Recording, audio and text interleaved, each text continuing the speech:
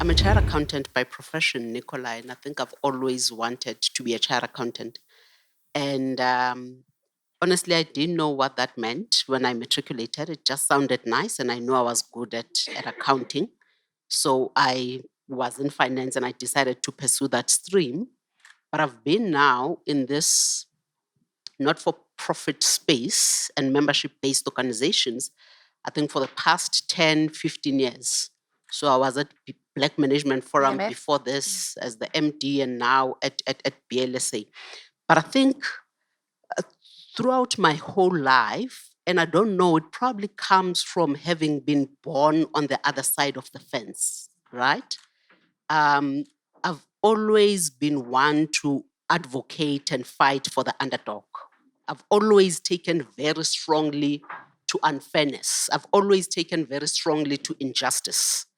Um, but also, I've always been very courageous. I've always had the neck to go where no one dared to go and say things that no one would dare say. And I've never thought twice about voicing my opinion. If I thought it needed to be said, I will be the one to say it. So I think I found when I was at the PMF, and the work that we did there, that I actually enjoyed championing issues that are affecting the majority of the citizens of this country.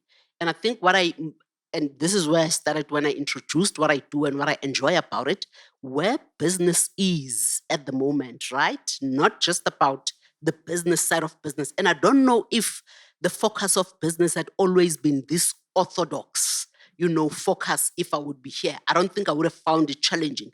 But I like speaking truth to power, but more importantly, speaking truth to your own constituency in terms of things that need to be done and daring to, I guess, take on my COs, but then the government of the day in terms of why the economy is collapsing and what it is that ought to be done. So I think it's probably, it's always been part of my personality, but I guess my studies, for whatever reason, I studied what I thought was nice, but I'm glad that I've sort of like veered off.